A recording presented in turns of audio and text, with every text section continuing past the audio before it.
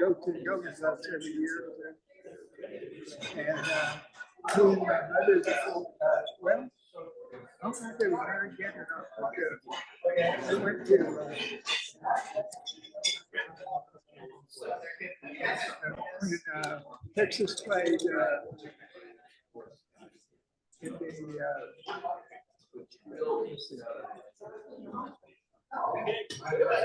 what's the bowl game? Oh, not Gator. It's Florida. They went there. Yeah. And she didn't know that he had seats at the press conference. Oh no. Oh, well, I hope they were married.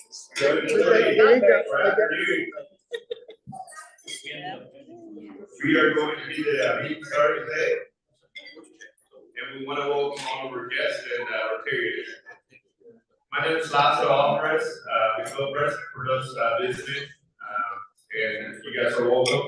We are going to have the meeting start in a few minutes, but I do want to address that today we don't have water due to a water pipe breaking, and so bear with us. The next week we should be able to have the regular meeting. At this point, I'm going to have Dr. Lahore join us, and we can start with prayer. Okay, and I have just two announcements before we get started. Last Saturday, Shane, Webb, and I went to the RILA meeting, and we got all our packets. And I am in contact now with send an email to the two people at Barber and Irving High, so we can start working on our RILA students. Dr. Rosemary, I know you're interested in that, so we can sit next to Stacy. We're going to try to collaborate on part of this, so that's good. Also, Saturday, building flags, 8:30 to 9:30, and I can tell you, I'll be there early, about 8 o'clock. Some of Santa's helpers showed up last Friday, and we pre-punched 40 flags. So there's 40 flags laid on tables in groups of 10 that are ready to start assembling. So if you get there early and you want to go to work, you will not have to wait. You will just go to work. Slave driver. I take this after the city manager. So with that, would you join me in the spirit of prayer? Eternal God, we give you thanks for the beauty of this day. We give you thanks for our club, for our work day that we have ahead of us. We give you thanks for the bounty of the table, and yes, bless it. Take it to the nourishment of our bodies, and keep us this day and through this weekend in your peace. In the name of Christ. Amen. Amen.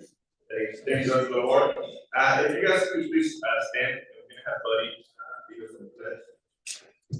Place your hand over your heart and place the flags. With allegiance to the flag of the United States of America and to the republic for which it stands, one nation under God, indivisible, with liberty and justice for all. And for the sake of time today, we're going to skip Shane's song. We're going to move on to Bob, who's going to introduce our guest today. No song? No song today. Oh, wow. Okay, Rosa McBroom is the guest of the Duke. Hey. Welcome, Rosa. Sure. She'll say anything. Like I have to say something nice about you. We won't believe it.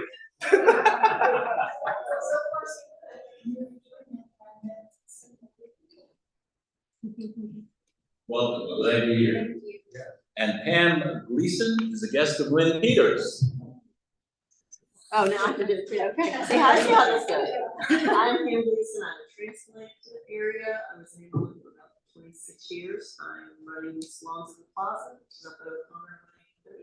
And my sweet friend Lynn is taking me to all kinds of events to meet some other people. So I'm happy to be here. Welcome. Welcome. And you know, a lot of people that go to the salons, including my wife Donna, who's also a guest today. I saw her. Yes. And last but not least, Rosemary Robbins. Woo! Yay! And it says you're just with the Sunrise Rotary Club. I am in Sunrise, and I've missed a lot, so I'm. So y'all may see me more. for a while. Yes. We're glad you're here. I'm trying to redeem myself. Thank you. Let's give all of our guests a big warm welcome. Y'all may be seated. So, Rosemary, what you're saying is that you might become a food voter for a while. Better. Well, Well, thank you, and we're gonna introduce the speaker in a few minutes. And last week I was I wasn't at the meeting, we took a little break, just a quick update of the Irving Marathon running series. We have an event coming up on February 7th, which is the Level of the Run Half Marathon. It has a half marathon, 10K and a 5K. The good news is our biggest event, which is the Irving Marathon on March 30th. We're running right around 6,000 participants, compared to 3,000 that we had last year. So we doubled our numbers, which is pretty exciting. But with that comes a lot of work. So you guys are gonna see us pretty busy over the next few months. And also addition, we added an executive assistant to the team, so that's gonna help us be a little bit more organized and get a lot more accomplished. But looking forward to working with the Rotary Club for another 6 months with the club president. A reminder for the board members, we are going to have a meeting after. We are not going to have a meeting here. We're gonna transition to change church down the street. Just in case somebody can use the restroom, we have that opportunity. At this time, I would like to ask the club members if there's any announcements that they would like to make. Any announcements or news? And as a reminder, we are going to be building flags right about the park. Pardon? We're going to be building flags Saturday. What time? 8:30 to 9:30. 8:30 to 9:30. Be there early. Be there early, and you can use work. Exactly. Well, I started getting involved with the city of Irving and the community around 2019, and one of the first things that I think was coming to a Rotary meeting where I had the opportunity to listen to our city manager talk to us about some of the things that the city was having and some of the improvements that were happening. And today we have the opportunity to hear again from our city manager. So we have Chris Hillman. Chris Hillman became the city manager in August of 2014. Hillman's experience in public administration is very extensive. He has served as city manager in Surprise, Arizona, Clearfield, Utah, and Eagle Mountain, Utah. Prior to that, he has held various other municipal management positions. And again, over the last few years, I've had the opportunity to watch Chris here work. And Irving is not because we live here, but we are one of the best towns, I would say, in the country. And a lot has to do with the people that are leading us and the community that we've been able to cultivate. But a lot of that comes from, again, the people that are making sure that day-to-day things are going well in our community and the opportunities come. So with that, I'd like to welcome and have Chris Hillman come to the front and tell us more about him and also what it is.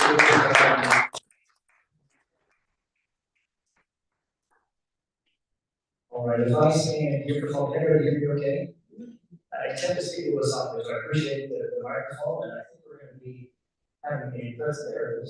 Thank you very much for your help and assistance in pulling up our presentation. I think that there's a few folks watching online as well, so I was told that if they want to see me, I have to stand like right here and here. I have a tendency to wander. So if somebody sees me walking over, can't wait, I'll get back in this. Good afternoon, everybody. It's great being with you. Thank you so much for, first of all, right up front, being a part of the race of this organization, going out there and making an impact in our community. Whether it's big or whether it's small, it's when citizens get engaged, that's what changes the world. In fact, there's a great quote by Margaret Mead. She says, never doubt what a committed small group of people can do, especially a committed small group of citizens can do to change the world. Indeed, that is usually the only thing that ever happens. So I really do appreciate you all getting out there and having that impact. So thank you right up front for all you do as a Rotary. In the city, there's a lot of things going on. I've always appreciated the opportunity to come and provide some updates. to you and to other community groups as well about what we have. Some of the big projects that we have going on in the city, economic development, infrastructure. One project that I wanted to talk a little bit about to you today is a discussion that we've been having relative to our city hall complex in the downtown Heritage District area. The city council and staff have been discussing some different approaches to renovating and potentially even replacing that building. In the 10 years that I've been here, when I got here, in fact, the first week I got here, we had the groundbreaking for the Toyota Music Factory. And about a year and a half later, we had the groundbreaking for the Weston Convention Center. And we were very focused and appropriately on a lot of new things, adding those things that residents voted for that. And so we were adding a lot of new and different entertainment and infrastructure pieces. What we don't want to lose sight of is we also don't want to lose sight of the importance of taking care of what you've already got. And that is from your roads, to your water, to your sewer, to your parks, your aquatic centers. And so over the last 10 years, we've had a really strong focus on not only trying to provide new and different and exciting things, but also taking care of what we already have. In fact, you as voters have already authorized $572 million worth of bond projects. We did that about 2.5 years ago. 572 million, that was 12 different propositions, all 12 propositions passed. That's now allowing us to go out as a city and make some significant improvements that you are seeing. In fact, you're trying to drive through the mess of it in some areas significantly. But we're also focused on not just streets, not just on water, not just on sewer, not just on storm drain. We're also focused on parks, recreation. We have $100 million worth of new parks and recreation projects that are coming about over the next 36 months. We're doing 3 large projects at the same time. And that is replacing the pool that's already been torn out. That's going to start construction here in about a month.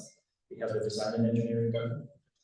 We are going to be tearing out Center Park pool, replacing that pool. That pool is 70 years old. The lifespan of a pool is about 20 to 30 years.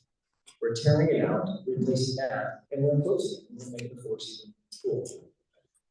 And that will be tied directly into the recreation center that's there. And then up north of the Mustang, we're completely rebuilding a brand new Mustang recreation and aquatic center. That will be all indoor, multi-generational.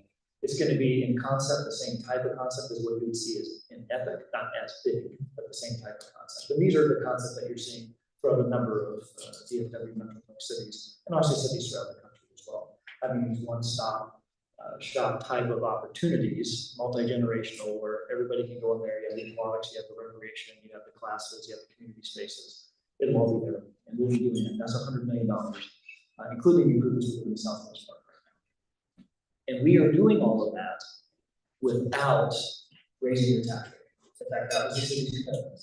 $570 million worth of projects without raising the tax rate and doing all that.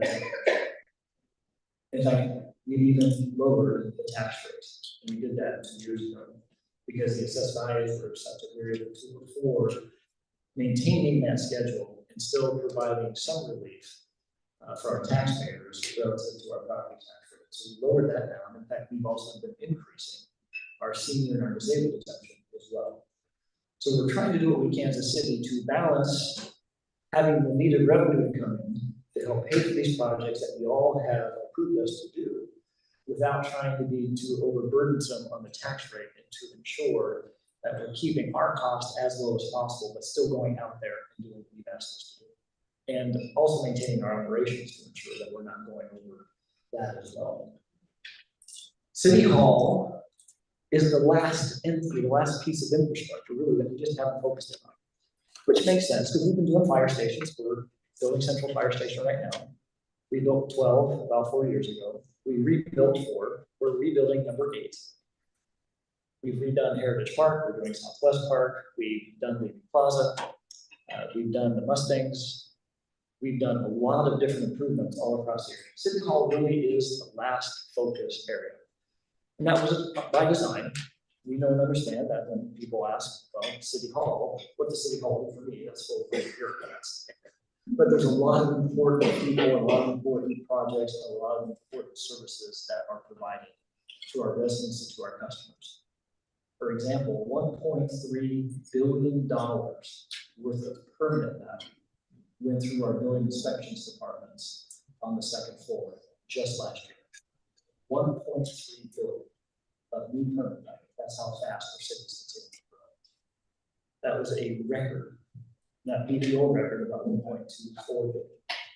So we are just blowing and going, which is great. We are in one of the most exciting cities, not only in DFW, not only in Texas, but also in the country right now. We're very excited about what we're going to go on. So the history of City Hall, the ground was broken 50 years ago this year. It opened up 2 years later, 48 years ago. And at the time, there was about, for general fund employees, now this includes police and fire, but for general fund employees, it's 665. You go to 2024, we're now at 1,668. And from a population perspective, we've gone from 120,000 people to 2022, we're about 255-ish, and we're anticipating now about 2024, about 263,000 people. We think we're going to be about 290 to 300,000 people by 2030, 2032, somewhere around there. We're not going to stop growing, guys. We're going to continue to fill in the development that we have, the remaining land that we have, and there's a lot of pressure to redevelop. So we're continuing to grow. When the building was built, they actually built in capacity to grow and expand for the next several years. In fact, they thought that they would have about 2 decades worth of expansion growth. They hit their capacity. They opened in 1976. They were at capacity in 1986, 10 years later. So 38 years later, here we are. Some of you, last week we had an opportunity, we had 3 open houses. I think some of you, by raising a hand, I remember a number of you had a chance to go through those open houses. We had about 150 plus people come through, which was nice. I think it helped show and provide some perspective for you as residents to get a little bit of an understanding of the behind the scenes view and look of City Hall. The building tells its own story, which is why we wanted to have those open houses to help you as our residents know and understands some of the challenges that we're having with customer service. One of the participants in the open house that came for a permit a few weeks back, and over a course of about 45 minutes, he had to go to 3 different floors just to finalize his permit process. Because that's how we have everything spread out. We just don't have the room to centralize and have a one-stop shop customer service experience. And that would be the goal if we were looking to build a new City Hall that we talked about this. We're already spreading out across the campus. The old City Hall, which was built back in the 1950s, that lasted about 25 years before they built a new one to help with the expansion. That's now our purchasing and our records building. The old police station, which was what we were in until we built the Criminal Justice Center over off of O'Connor about 30 years ago. The fire administration is in there and our fire dispatch is in there. The old Central Library, which is now the Hillman building, that has the museum on the first floor. The second floor was what we call the study, that was our business incubator. They left about 2 years ago, 2.5 years ago, and we've been expanding into that space. We put the Hispanic chamber over there, we now have our Parks and Rec department over there, we moved them out of City Hall. So we're spreading across the different facilities that we have on that campus. The challenge is we're spreading across into older and older facilities. And we're spreading our employees out, and we're taking up more and more space in all these different separate facilities. And these are all very old facilities, and they're all showing all the wear and tear and maintenance and the upkeep of just really old buildings. And we're running out of really old buildings to expand into. Current City Hall square footage is about 110,000 square feet. The largest is the first floor. That includes the council chambers. There's an additional 10,000 square feet of council chambers. For those of you that were there on the tours, you saw, especially in the basement, the IT area and how crowded and in many cases from an office space perspective, just dysfunctional it is. And it's never a good idea to have tens of millions of dollars of servers in the basement because water tends to go with gravity. And so whether it's from outside flooding or more recently, a clogged toilet that ran all night up on the first floor of the council office that then missed all of our computer equipment by about 20 feet. It just happened to flow the right way in that regard.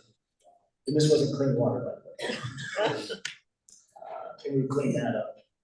We need about 190,000 square feet. Now that is some consolidation. We'd be bringing in about 100 employees. Our goal, if we were to build a new city hall, would be to actually consolidate 5 older buildings into one, thus saving ourselves some costs. Let's look at the next slide, please. We've identified really 4 basic options here that we would be focusing in on as a city on what to do with our current city hall complex. One is maintain status quo, not really do anything. For those of you on the tour, I would hope you would agree with me. We feel that the status quo simply is just not acceptable. It's time for a change. It is. When we took our council on the tour about 3 months ago, they came back and in the public meeting, in the public conversation that we had, the discussion, they used the words claustrophobic. They used the word depressing. And one of them asked, are we violating fire code? I heard the same comments from a number of our residents as they went through the tours last week as well. Some of those working conditions, quite honestly, are just miserable. They're miserable, they're tight, they're claustrophobic. We let our IT people out to see the sunlight every couple hours, just to make sure that they know what's going on outside. The status quo is not acceptable. We have to do something. It is unacceptable where we're at. We have to do something.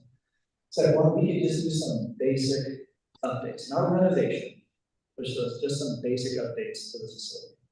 That would be doing the carpet, the paint. You can see it's frayed, it's old, there's a lot of wear and tear, it receives a lot of use. We can go in there and make basic updates. We have some ADA issues.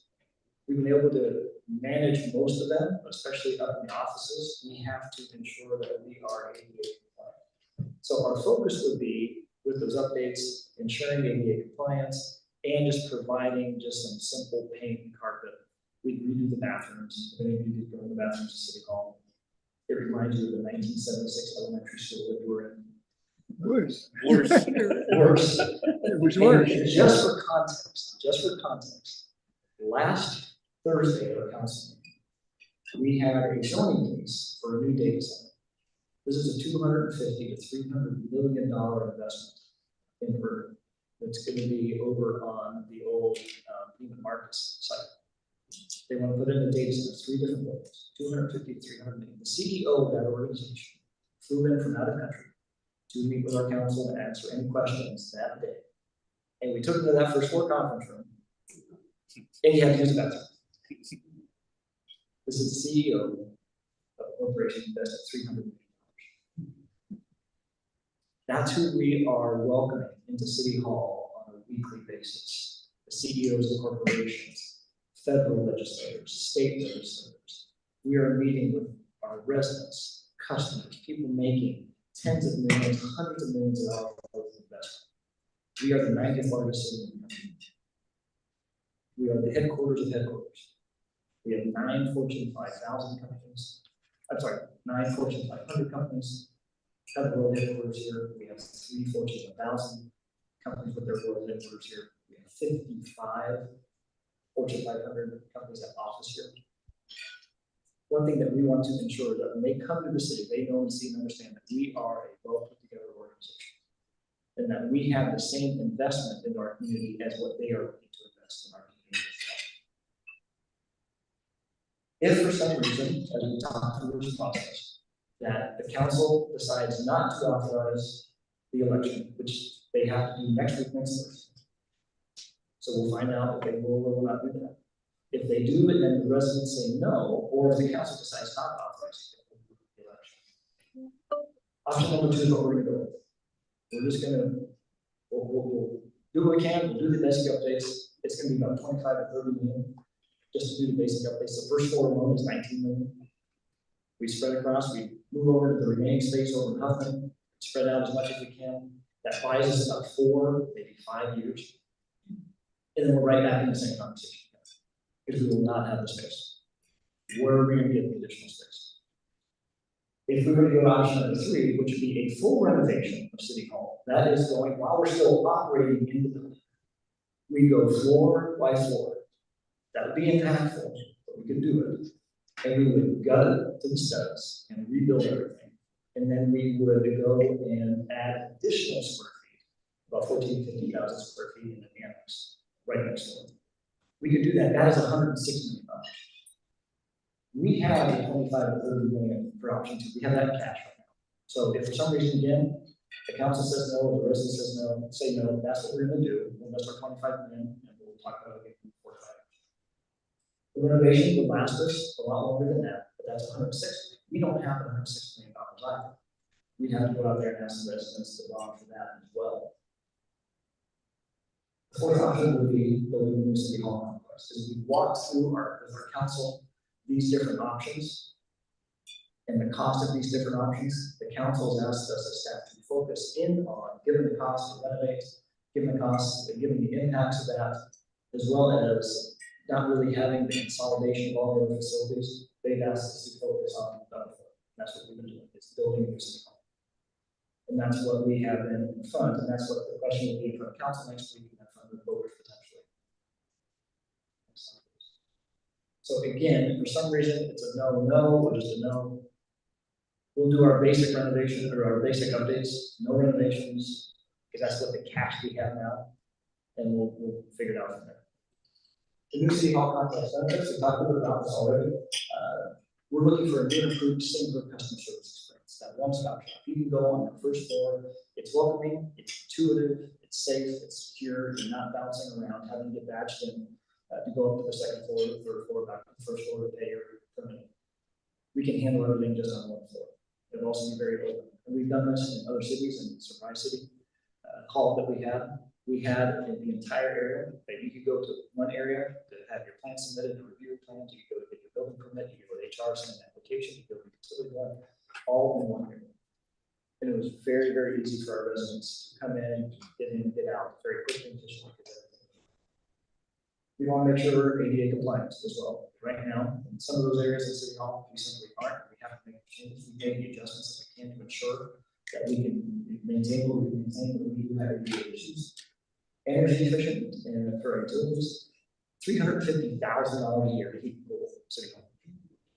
$350,000 a year. And that's because we have a very inexpensive electric contract. We're at 3.1 cents a kilowatt. That's 100% renewable energy. I know for us, for me as a resident, we're paying about 8 to 9. I'm not sure if you guys have shopped your own electric rates. Most are going to be 8, 9, 10, 11, 12, depending on where we're at 3.1. That lasts until next year. And it's going to be guaranteed to go up. Because we looked at and put that on the books about 4 years ago. But that's going to go up. So the cost is going to go up. Employee experience, again, those of you that were had a chance to take the tour, you can see the employee experience. You saw the fitness room. For those of you who see the fitness room, was a rowing machine. That was our fitness center.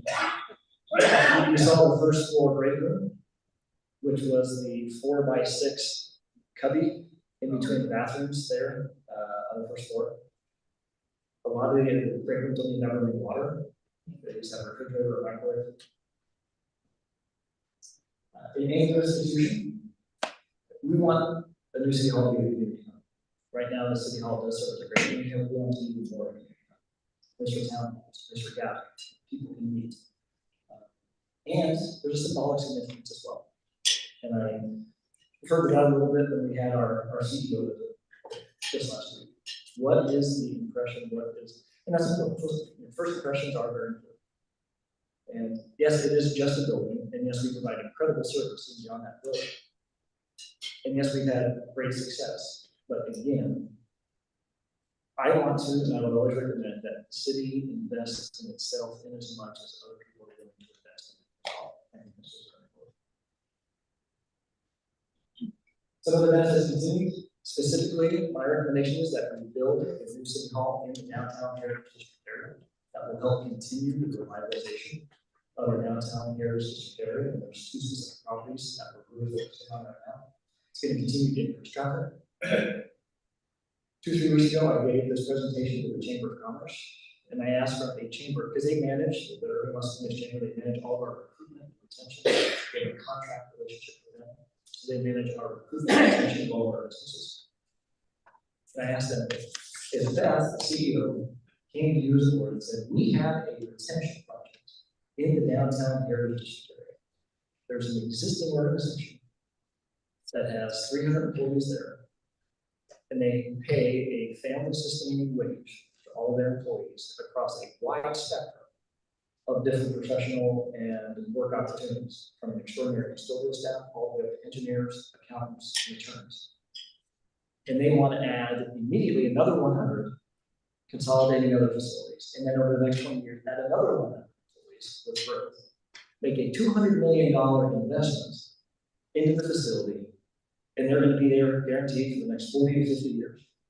Would that be a retention project that you would want to focus on? Like, I saw the head nods from the board, because that's what this is. I think that's what that would do for our heritage downtown area. Is this would be an investment for the next 40 to 50 years with good family sustaining jobs, as well as good traffic for our downtown. Business attraction, development begets development. When other investors see development, especially a large, significant development like that, and this isn't just City Hall that the city's been focusing on. We work on Boulevard, we work on Heritage Park, we work on Main Streets. We have a new development coming in at the old lumberyard sites right next to our train stop there, our commuter rail stop. We are investing tens of millions of dollars already into the downtown heritage area. We have grant opportunities, hundreds of thousands of dollars in renovation opportunities for different businesses, et cetera. We can continue to do that. This would be a major investment into the downtown area. We can develop, I guess, having an anchor institution there to help, just like you have an anchor in the mall, to help all those other retail and business and restaurant. I would be very helpful. The costs, this is what it usually gets down to. You may say, that's great, what's it going to cost? And I know your residents have the same thing. What's the cost? Okay, we've been working on this for about 2.5 years. Back in late 2021, we hired a group called Colinas Country. Very good. They do a lot of space analysis, construction estimates. They came in and said, okay, in order for you to have the space that you need, here's what the square footage is. You can see the cost is $586. You can see the soft cost, about $35. So the total estimated project cost, we put in construction contingency, moving, FSBs, that's the furniture, picture, equipment, through all that. We want to make sure that we're estimating as high as we could and responsibly as we could. In July of 19, when they were done with their study, after about 6, 7 months, they came and presented to City Council and they said, this is what it's going to cost you. At the time, the renovation was about $95 million, the whole renovation. So we then asked them last November, because it's been about 1.5 years, would you please update these numbers? And they said, sure. You can see the costs going up. Now you see one difference there. We decided to say, okay, we're going to go into City Hall. In addition to the space costs that you've already planned, would you please add in library administration? Library administration is currently on the 3rd floor of the Hillman building. And if you thought the spaces that you saw with IT and the 2nd and 3rd floor was CIP, you should go over library administration over the Hillman building. You would see a similar situation there. You can see that we added the square footage, we have about 15,000 square feet, but the cost went up to $623 a square foot. And so the total project cost is $163. But what you're also going to see, what we're seeing is the construction inflation cost continuously going up.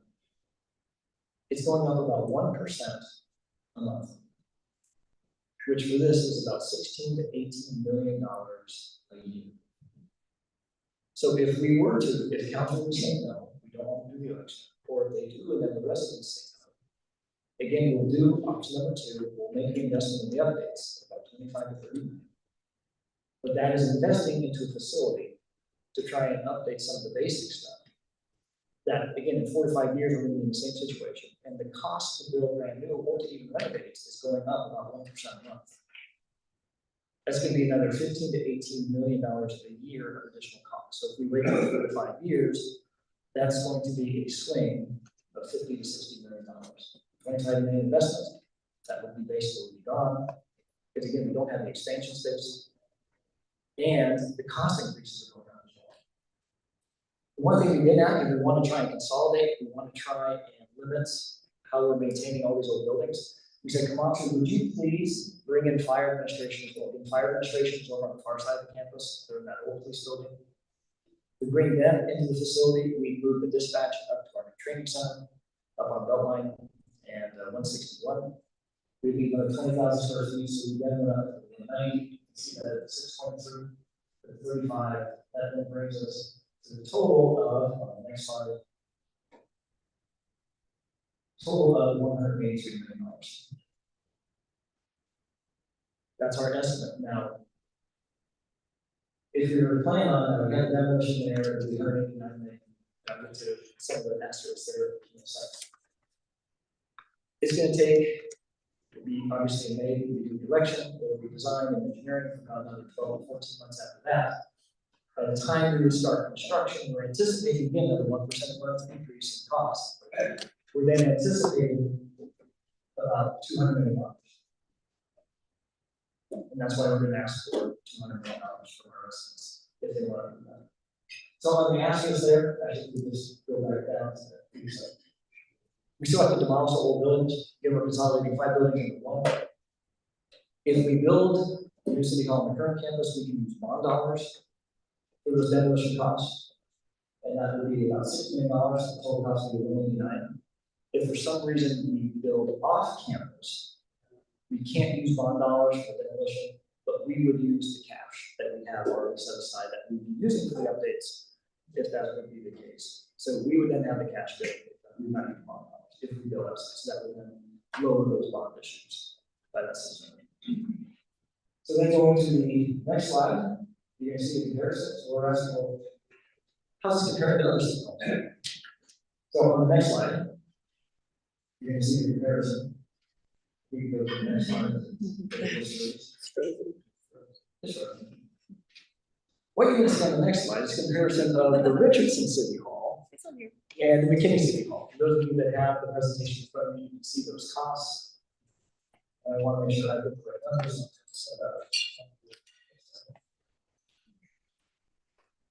You can see the cost there. McKinney is already under construction. And they are nearing completion. They have 180,000 square feet. Their bid prices are now 2 years old. They were at $590 a square foot. They had $140 a square foot on the shop cost for a total of $730. Richardson City Hall, they're at $600 a square foot. They are in the process of just starting their construction. Their shop cost of $385 for a total of $985 a square foot. Just for comparison, our convention center that we built 14 years ago was $230 a square foot. We thought that was a lot back then. The new central fire station, $620 a square foot. That's an $8 million fire station. We built a same size fire station 4 years before that for $4 million. It doubled the price in just 4 years. That's how much construction costs have gone up over the last 4 years. Go to the next slide.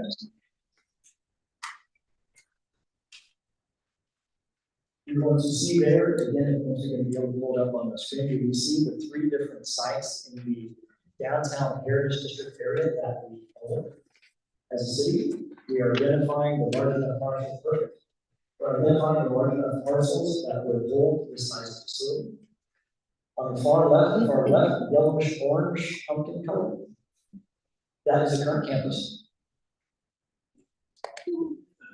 The one in the middle is a parcel of property that we own right next to Delaware Creek. If you're familiar with where Long John Silver's is, in the downtown heritage district area, it's the property that surrounds that. It's in between Irving Boulevard and 2nd Street, right where it splits.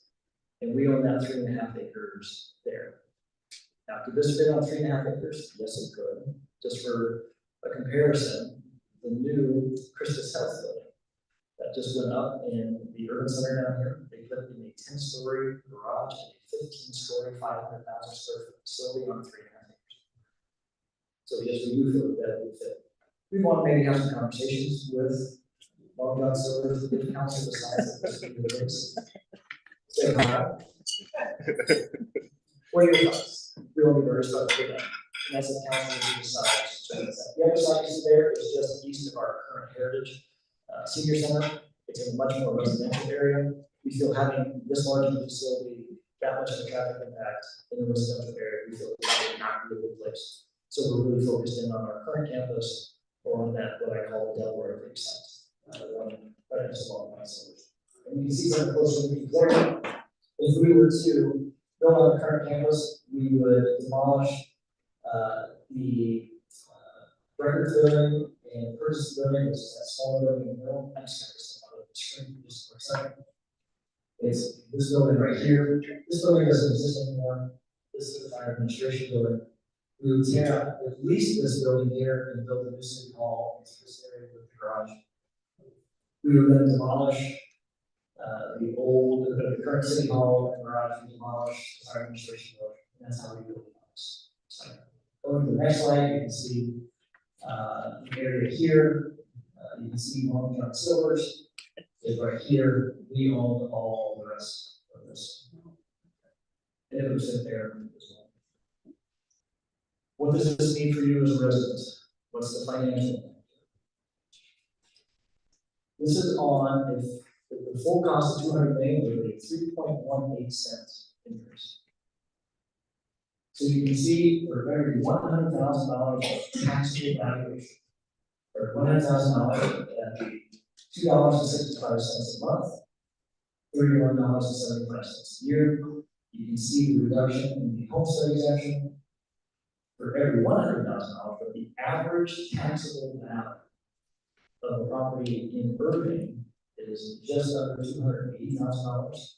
So for that average taxable value, you can see $88 a year, $7.46 a month, or with the 20% homestead exemption, $71 a year, just under $6 a month.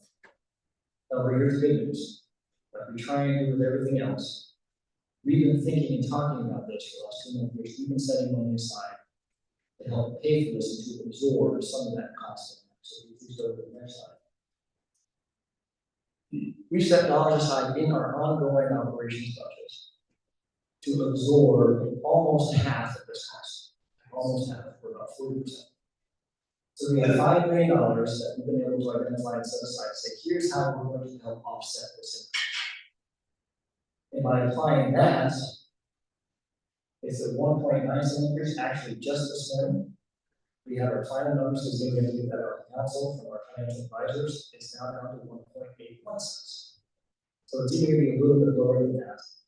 We're still estimating relatively high. We're still estimating higher interest rates. The Fed is saying that they're lower interest rates. That will definitely help. We'll have to see how construction pricing goes, et cetera. At the final design review. We're trying to absorb all that, be very reasonable and responsible in our cost estimates going forward. To hope to say that it would be no more than that, I can't guarantee that. But we're going to be saying about approximately 1.81 cents, which would on 1.9 actually go back to that side. Still sitting at 1.9. For every $100,000 valuation for homestead exemption, that's $1.26 a month. Or $15 a year, but for the average taxable value, if you go down with the homestead exemption, it's just under, just about $3.54 a month, or $42.45 a year. Unlike all of our other non-propositions, where we have committed to not raising the tax rate, so we've been able to do all the roads, all the parks, all the recreation, all the other general fund obligations that we are doing, all the public safety components, the fire stations. We've made a commitment as a city to not raise the tax rate. But we have not done that. We've lowered that. And we're still doing all that in 10 years. All that's still moving forward. We could come to you as residents and say, hey, let's add in City Hall. We promise not to raise your tax rate, but we would not be able to do a lot of those other projects. We don't want to do that. We want to be fully transparent. We're going to say, if you as residents approve this, there will have to be a tax rate increase. And that would be approximately 1.81 cents. We just don't have the capacity. We've been setting dollars aside. My goal would be to set additional dollars aside over the next year or two while we go through design and engineering, if y'all would approve this. I can't guarantee that, I can only guarantee what we've already set aside, so I just want to be fully transparent. And that's what we're gonna be putting out to it, and that's what the council said we're gonna be putting out. So the city manager recommendation is to go and ask the voters if you want to do this or if you don't want to do this. This is going to be your choice. I respectfully submit. We can plan for the next 4 or 5 years, or we can plan for the next 45 years. And that's a tough decision. It really is. It costs. I wish I could say there would be a tax rate increase. There will be. But what I do appreciate is 50 years ago, when they broke ground, the city leaders back then, they saw forward 40 to 50 years. And they've allowed us to grow and to have this building. It's been an incredible building. It's been a workhorse. It's served the city very well. Our next question is, how do we want to then set up the next 40 to 50 years? And as a city, we've been very good at that, from our water, to our parks, to our aquatics. Let's set this up across the board. With that, we have any questions? Oh, quick election dates. Next week, again, the council will be there to make a decision. If you have any thoughts, come down to council, let me know how you can do it. If they authorize the election will be held on May 8th. So now we haven't answered any questions on this or any other questions that you have. Thank you very much for your time. I just want to make a comment that. Can I give you the microphone so I think everybody else knows?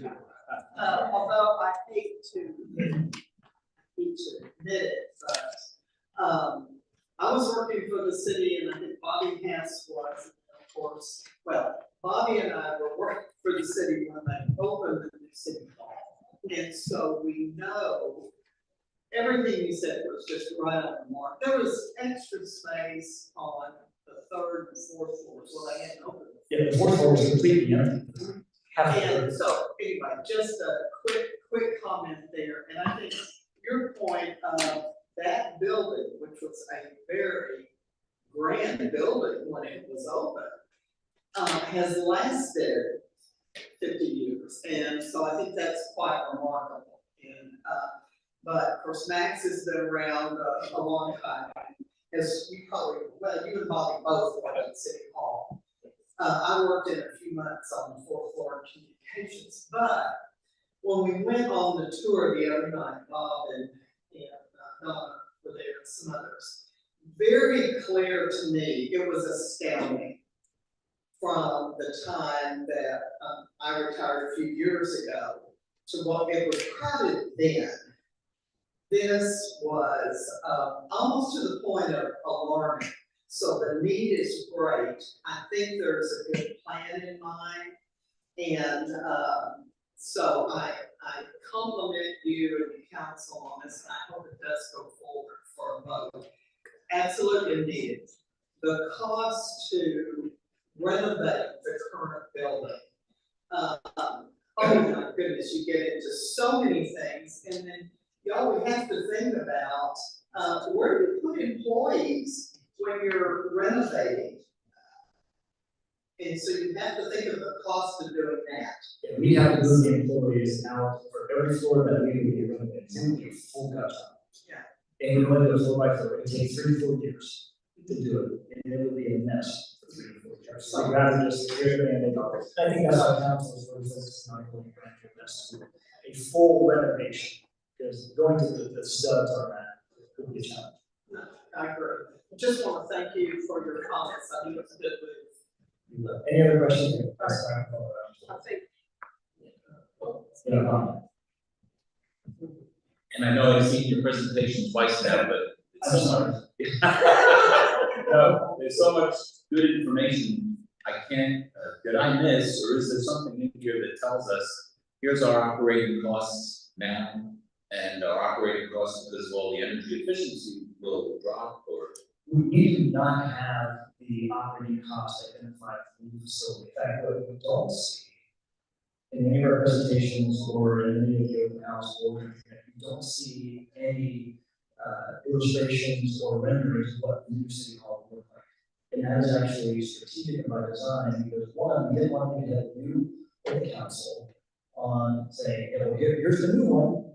But more importantly is we want to make sure that if you do approve the developers, that you have a say and input into what the village looks like, what's going to be important, especially in the areas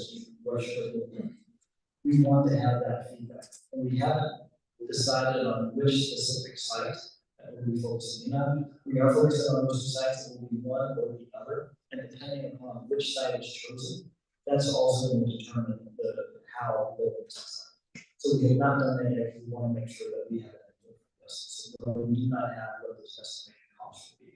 We can probably do an estimate on that, on a per square foot basis for a new facility, what would that energy consumption look like versus something that we could probably get that.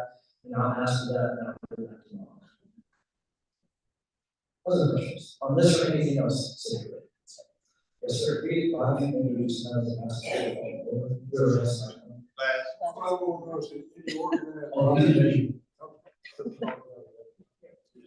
So that would be what's looking here. A organized opposition.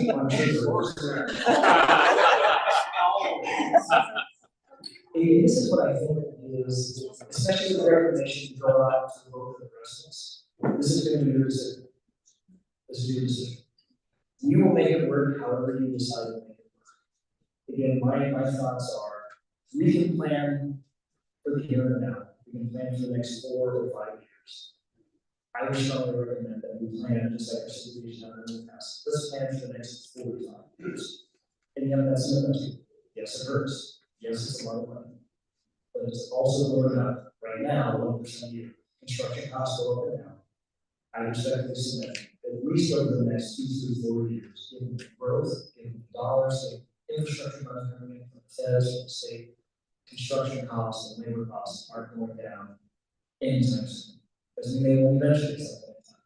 But they're going to stay at least at their levels, if not even go higher, into the foreseeable future, just given the growth that we're seeing right now.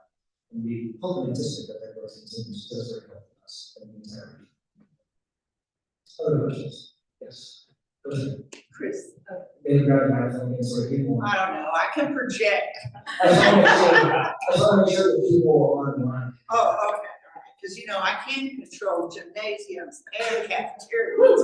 Okay, my question is, not about this, but another topic is the entertainment area down here.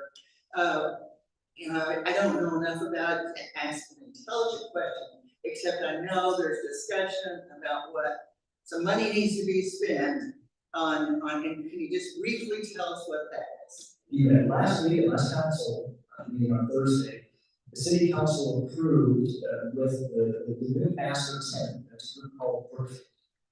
Brookfield is our new master tenant. They've been there for about 12, 14 months.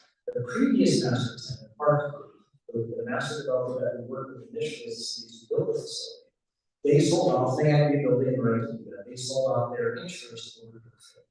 And Brookfield is potentially maybe one of the largest commercial managers and property owners in the country. They're very well known, very well versed in how to manage this and many other retail and commercial properties. They came as the master tenants. They have a vision for the music factory that really does take us to the next level. We have a very successful music factory, very successful business. We are having the highest sales tax year of any year that we've had at the center. We have almost 200 different events down there inside the pavilion itself. If you go down there now, it's very hard to find a parking space. They came to the city saying, we want to invest more into this facility. And we are going to look for the city's assistance to help us do that. And specifically what they were asking for was, as a city, we received a portion of the city's sales tax, not the state. They also have a right to secure the state funds. There's another issue with the comptroller on that. We're actually in a lawsuit with the comptroller on that. Just the comptroller is not releasing all those dollars. But that's the state one. On the city's sales tax, when we first signed the agreement with the park, we actually were providing 100% of all of our own sales tax back to ARC as well. When I first got here, they had some trouble getting the financing, renegotiated that deal. We renegotiated to where they wouldn't get 100% of it, they would only get 75%, and we would get 25%. So we started out at 0. We then went to 25% of what our own sales taxes to the city. Over the years, ARC came back to the city saying, we want to add a little bit more office space as opposed to retail or restaurant. The city said, okay, we'll let you do that.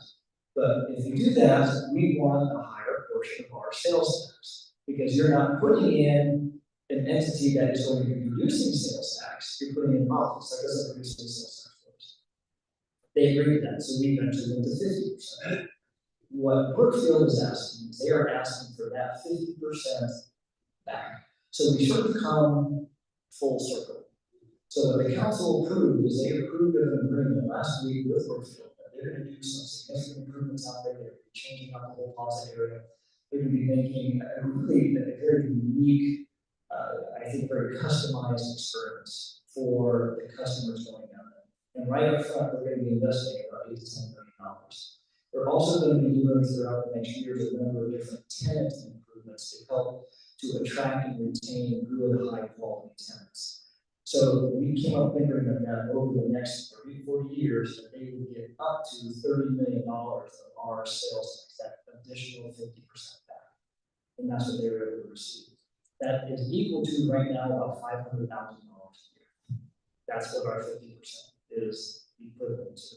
It's going to take decades for them to even get up to that full value of the 30 million. But that helped cement the deal for their investment into the facility to take a very successful entertainment district to make it a very, very successful entertainment district. So there's no other tax dollars that are being used. These are tax dollars that are being generated by the facility that are going to be repurposed right back into the facility. So there's no additional tax dollars that are coming out of our pocket. So I hope that answers the question. It did, thanks. I want to answer Buddy's question there about organized opposition. To my knowledge, I'm certainly not going to organize any opposition. At this point in time, I'm on the fence. I will state that of all the taxes I pay, return on investment to me and my family for the city tax is the best of the law. We pay a lot of taxes to a lot of people, but we get a lot of service in that city. We need to respect this. There's a problem down there that needs to be fixed. It's not an easy decision. And we want to be fully transparent. The taxes are going to have to go up if we do this. And it's not easy. We appreciate and I highly respect any individual's perspective and thoughts on that because it's not an easy decision. It really is. And so we want to inform you, we want to give you the details. That's why we hold the open houses. Please, talk to your residents, let them know what you think, let them know what you've heard or seen. And the people, if the council decides to do it next week, that's the first step. If they do, it will be up to the residents to make that decision. We will fully respect that. We have a plan B just in case. It's a very temporary fix. It's going to last us 4 to 5 years. And I prefer as a city manager to really look out, and I encourage all of us to always look out beyond that. But we will make whatever work. We understand that there are hard financial conditions out there for everybody to fully understand that. Groceries have gone up significantly, cars have gone up significantly, everything has gone up significantly. We fully understand and respect that. We will fully understand and respect that. Chris, you may have already said this, but just to clarify for us, if the council approves this and puts it on the ballot and the voters approve it in May, when would we expect ground to be broken and when do you expect the building would be open and ready to serve the citizens? If the voters approve the bonds, we would start the design and engineering tasks. We would go out for RFP. That would take about 2 months to get the RFP secret for that design and engineering. It would be about 10 months for that design and engineering. As part of that process, again, we want to make sure that we get the resident feedback and input. We do public sessions to say, what are you expecting of us? What do you want to do? Now, design by committee is never easy, but we definitely want to get that feedback and input.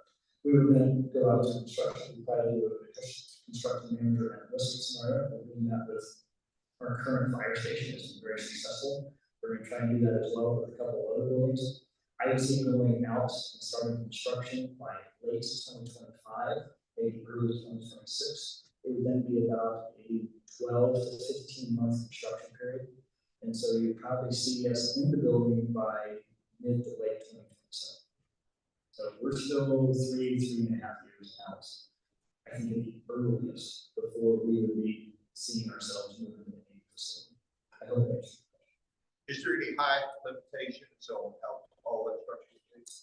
There's no height limitations relative to any code or anything like that. We'll more than likely have to go more vertical. I guarantee you this, we are sure as heck not living in the basement. What? And so we already have 5 stories, as you can see, each floor plate's about 20,000 square feet. I would see this facility at least being 6 to 7 stories. Depending on, again, which site you choose and how we work. And the garage would be on that same side. Yeah, I'm sorry, what was it? The garage would be on the same side. Yeah, we would build the parking lot. Your parking lot, we put in about $1 million already into ensuring that parking garage is stable. We have to still put in more money just to be able to maintain the elevators. We can't raise another 3.5 years for the elevators. Those are on the tour ones down again.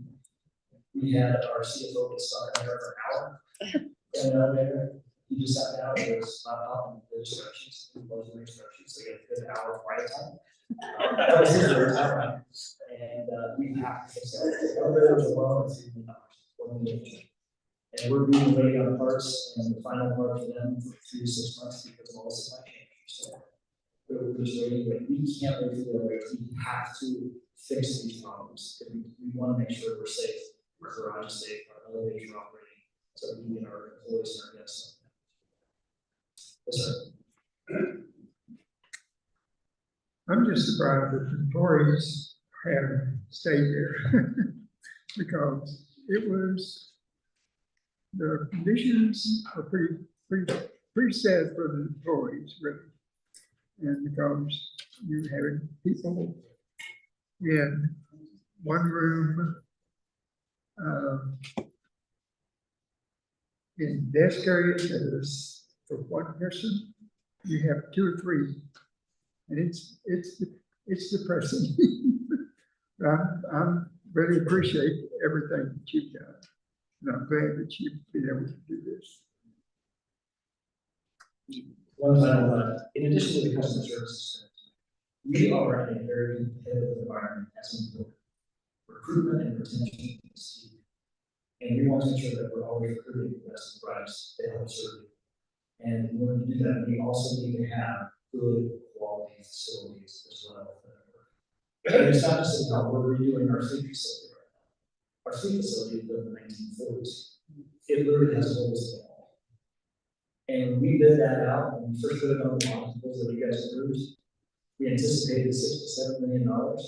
We got our bid back, $20 million. Ooh. That's how much cost it got. And so if we're going to do this, we want to move as quickly as we can. It's cost of stuff. I just saw this morning. The new tenders, the big long fire trucks that have the ladder. They used to be 1.2 million, they're now 2.4 million. They literally, how much? 2.4 million for the big ladder trucks that we're in stores. The teller, thank you. I'm saying thank you. So, I mean, that's somebody's. Those teller trucks, they blew it up. Just in the bus. Chris, for people who could not go on a tour or anything to take the tour, is that video still on the website? Yes. Even if those are sure they didn't want to go up downstairs or take the chances in the elevators. That was there as well. I would encourage you to watch that video. It is also online as well. If the council decides to authorize the election next week, once they authorize the election, the staff and as elected officials, we can no longer say anything except what will be on an official fact sheet. We cannot commit to anything. We cannot say we're either for or against it because that violates state statute. So please don't understand if you ask questions, we have to be hesitant or very factual in our responses, that is why. If we cannot advocate for them one way or form it, that would violate state statute in the response. So does that mean the video would come down? No, the video should still be up. I confirmed that one just to be sure. But we just have to go straight with the facts. Right? I just saw the react action this morning. It's the basic facts that we see here. But there's no advocacy. We have to be careful. We can't even encourage people to say, for example, go out and vote and have a check mark box. The Ethics Commission has found that when you get out the vote campaign that shows a check mark box, shows you're advocating to say yes on that, and they've actually had ethics fines issued to school districts. So that's how our team really, we want to be very careful and very respectful.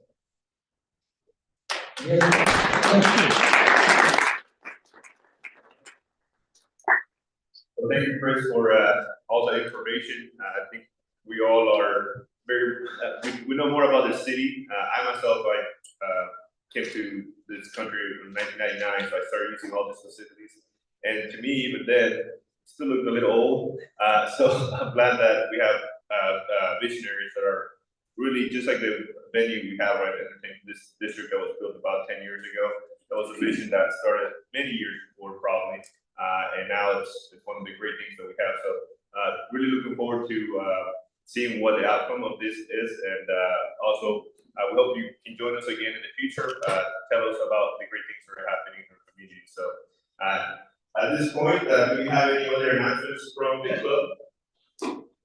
Okay, I think we run a little bit over time today. So we'll see you guys next week. This meeting's adjourned today. Oh, right there. Yes. We have John.